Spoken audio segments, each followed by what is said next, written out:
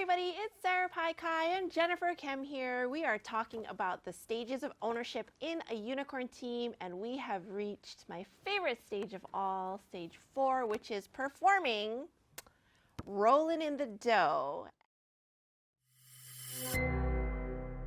and doing all the things that you dreamed of when you first started out, although maybe how you're doing it is definitely different. The essence of why you began is so clear when you get into this stage. So in stage 4, before we dive into it, you have predictable 7 figures plus that is coming in. You know when, where, how, why, who, all of the things. It's that predictable for how you are making your money. You have a healthy profit margin, and your company is either ready to scale further or possibly even to sell. That's a really interesting concept. We'll go there in just a minute. But when we dive into discussing this today in this video, we're going to talk about what that looks like in this stage, some of the things that you might be facing, some of the common misconceptions that people have about this stage, and also what the unicorn team, aka the Visionizer, Strategizer, and Mobilizer, are all doing and responsible for in this time. So let's dive in. Okay, so let's talk a little bit about this. Let's start with the lies or the myths that are being told. I want to start with one in particular, that it says that you can skip stage 2 and 3. You can go from stage 1, forming this new idea that you have that is amazing, of a unique way that you serve people, and then boom, 7 figures plus, rolling in, full team, all the things. Tell me more. 6 figures in 6 weeks, 7 figures in 7 months? Yeah, whatever. And so, interestingly, I'm writing the book on Unicorn Team. And honestly, I got a multiple 6-figure book advance just based on the lie. That is stage 2 and 3 are fast, easy, and you can skip. That was what was most fascinating to traditional publishers, because nobody's writing about those middle 2 phases because it's not sexy. But it's what separates the people that you see and admire that are in stage 4 right now, and the people that are pining for and wishing that they had that life, that business, that purpose, blah, blah, blah. And so point is that if you're in the stage, again, badass, you go, amazing. You're awesome. And congratulations, because I know you've been through some stuff. That's all I'm saying. You have stuff that you've had challenges, but you've also had incredible triumphs to get to this time. And so if you're watching this because you're in stage 1 or stage 2, and you're like, I just want to know, Jen and Sarah, how do I get to stage 4? I want you to hear that if you're the people who are on this side of the hemisphere, if you will, of the unicorn team, they are going through this, they had gone through the same exact things in some way in their own pursuit of purpose. And so that's the biggest lie, is that there's a shortcut between stage 1 and stage 4. Very rarely. Again, as we mentioned in previous videos, make sure you watch all of them, is that usually the hardest transition is from stage 2 to stage 3. And if you get there, you've already accomplished more than most people in terms of like business success. Doesn't take anything away from you as a person, but in terms of business success. And so, yeah, I think that's the biggest lie, is that you can skip and that there's a shortcut. There are no shortcuts. There are definitely frameworks that help support understanding and making better decisions along the way. And consulting from mentors who have been there, who know how to customize the path for you to avoid your own pitfalls, because they've seen the patterns so many times. I'm speaking of us. I know. And actually, I want to say one more thing that is interesting to me, because we advise so many CEOs and brands. And it's funny because people who are already in the stage, or even stage 3, I find a lot of times, because they have, again, this inherited trauma around like the stage 1 and stage 2 phase, that even if I say, hey, this is a thing you might want to do next, this is what you should do next, I have no problem telling people that. And they're like, oh, I already know that. Okay, but you're still not doing it as well as you could be doing it. That part. Even at the performing stage. Correct. For example, if one of your goals is to sell your company in this stage, I might go, okay, in order to get the best possible offer for your company, these are some of the basics you need to go back to. This is how you have to shape the positioning of the sale. And they're like, oh, but we've already done that. I'm like, do it again and edit it for this phase or stage you're in. So we can't get egotistical at any stage, honestly. Yeah. We have to always have this curious/humble mindset that's also confident and courageous. And all of them can coexist in the same 100%. body. I think too, I want to address a myth that maybe if you haven't reached stage 4, you have, where you think once I get to stage 4, my life is just like puppies and roses and it's golden. And this is what I'm aspiring to because I just need to get to stage 4 and then life will be perfect. That's not the case at all. No, and again, like otherwise you wouldn't be having this human experience along with the rest of us. Yes. Like humanity living is full of, again, challenges and triumphs, right? It comes in waves. So even in stage 4, you're going to hit waves. It's not always lazy river at stage 4. You definitely should feel accomplished and proud of yourself. And you know, don't expect now, again, you're in utopia all of a sudden. Like you're the unicorn that found the real magic like trail and nobody else can touch you. That's not real. That's in not how it fact, happens. you know, they say like how it's lonely at the top. There's some truth to that because along the way, you might have sacrificed some relationships, your health. We hope not. We hope that by being in our community, you're learning that along the way to take care of yourself is, like we call it, protecting the asset is one of the most important things you can do. But even protecting the asset doesn't mean you're not going to have some scar tissue. Yes, because life. Because life.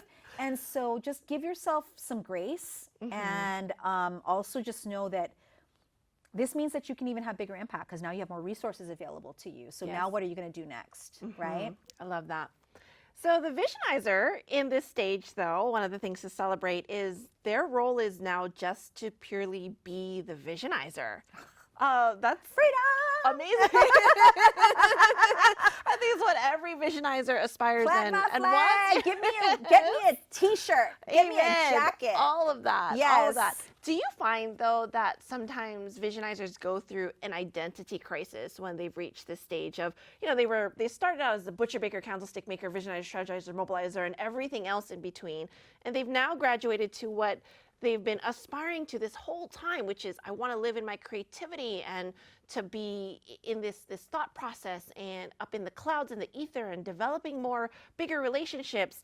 And they get there. Do you find that after that success, there is even still some self-sabotage or doubts or things that come up? And I only ask because I think that I've heard a lot of Visionizers talk about this. The interesting thing I find is they all think it's just them, that there's something wrong with them as a Visionizer because so-and-so and so-and-so and so-and-so who looks so great on TV never goes through this. Or they have shame around, I should be more grateful that I've gotten to this phase. And why am I still feeling all this consternation? And like, why do I feel still my nervous system gets activated, all the things. And the truth is that we like to say on our campus, next level, next devil, right? You hit your next level and then you meet the next devil in the conversation. And sometimes at stage 4, what happens is you wonder, like, is this it? Like I did all this and is this it? Number 2, you might go, okay, because this is it, what's my next contribution? I feel a little like no one needs me anymore. Like the company doesn't need me because it's fine. And like, what am I supposed to do with my time? Number 3, there's a temptation to get into the hustle again, just to feel like you're useful. And the truth is that, as I've said in the first video, is that in this stage, I want you to be thinking more about being an investor in your business, perhaps in other ideas and businesses. Now you've earned your way to be a really good mentor to other people in some kind of way. Bring up the next generation of people who want to be in your shoes.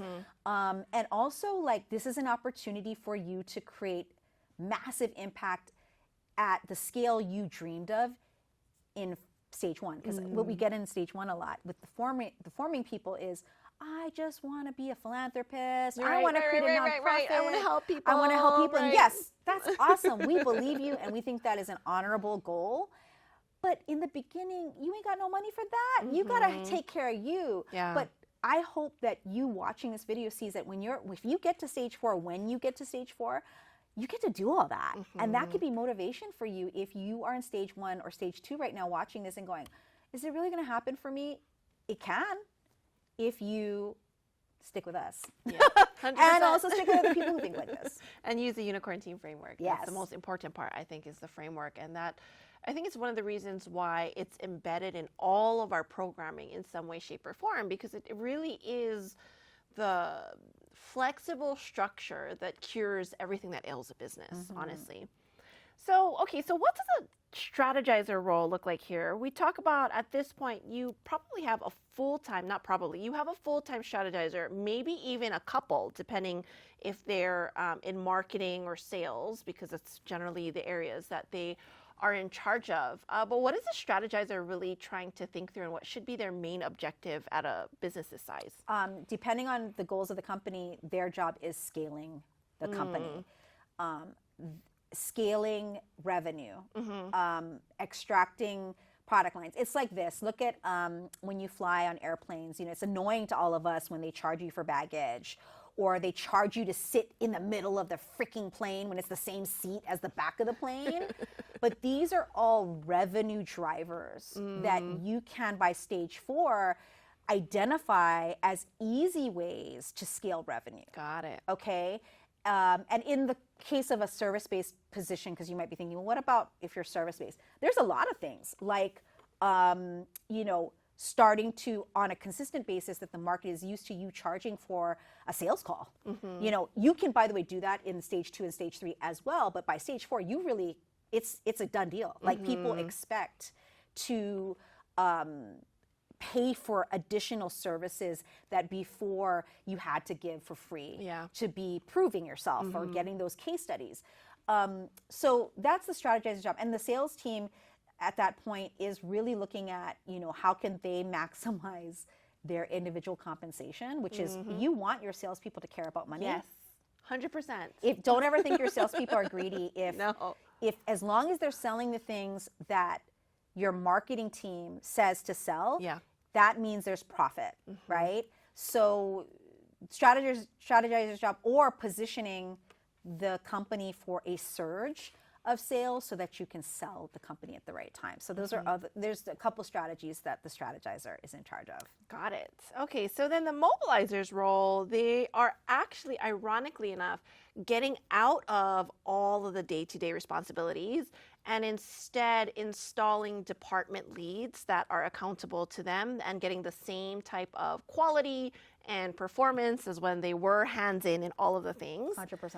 And I think also what's really important is that they're establishing a mentorship track internally for up-and-coming talent to come through the company and to understand this is how we do things. These are our processes that are documented. Here's the nuance and the discernment and how to make decisions. One of the things that I think about often at this stage of business that's the most important for mobilizers to focus on is 2 things. I think they need to protect their accomplishment energy, meaning protect their ability to feel like they're getting results from the things that they're working on. Because at this point, it should be rote and repeatable so that they're still getting that sense of accomplishment energy, because it drives the mobilizer often. And I think the other thing that they need to protect is their confidence around their ability to make decisions, even in the absence of the visionizer, because the visionizer has moved into this role that is pure founder, pure intellectual property, pure bigger brand plays, and the strategizers are managing a lot of the numbers. Now, who do they become? Who does the mobilizer become in this? That they're not going through an identity crisis the same way that the visionizer is, because all of the roles are shifting.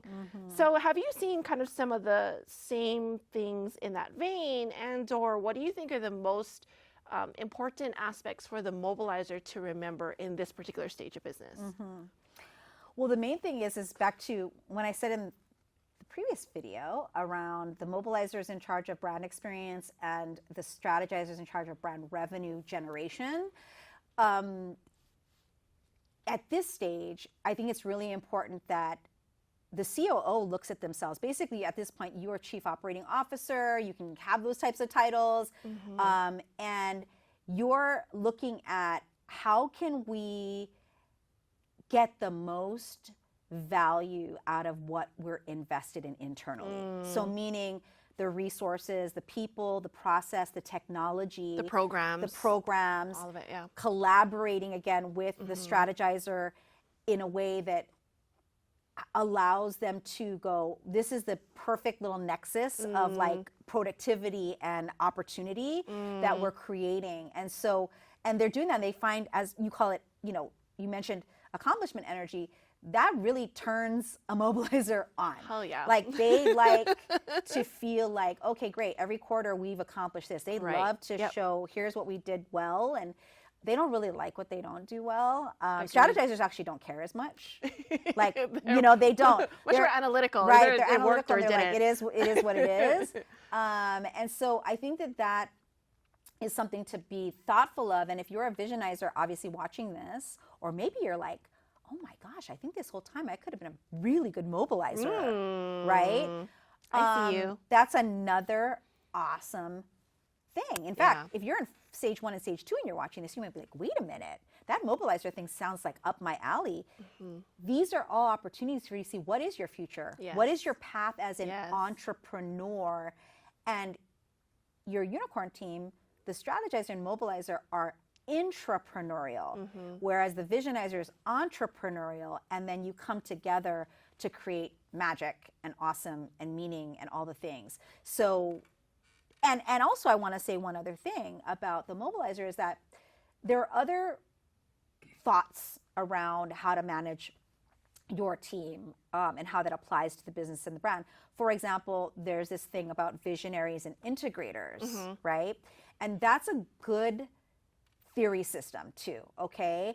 But what I find, again, is missing is that the strategizer role is not clearly defined differently than the mobilizer role. And in the unicorn team framework, the whole point of that is to show that they are very different. And when you, as a visionizer, when you're deciding your decisions about who you're going to hire, who you're going to partner with, who may be the agency you even work with to help grow your business and your brand, that you're asking the questions from both of those perspectives instead of saying, oh, it just goes into this huge bucket called the integrator bucket, because that's too big, too vast, and I don't think it delineates the most important things, which is sales and marketing on the strategizer side and operations and finance, which is on the mobilizer side. And we actually have a whole dashboard that we use. It's called the Sustainable Scale Dashboard, that has multiple pieces of it for any phase, whether you're in stage 1, stage 2, stage 3, or stage 4, but that clearly outlines how you track what the visionizer is responsible for, what the mobilizer is responsible for, what the strategizer is responsible for, but most importantly, how those three function, they cross-function together, and what they share and the inputs and that co-collaboration. I think the unicorn team model is so unique because of that, because it doesn't just address individuals in a silo, but we're also talking about the cross functions of how we collaborate together to make even more phenomenal, outlier, amazing predictions, offers, messaging, support systems for people that are out there, products, all of those things that come from that collaborative energy, which doesn't happen a lot if you have just an org chart or an accountability chart where only one person has all the good ideas and then it's passed downwards, and then you just kind of like, you're right, a typical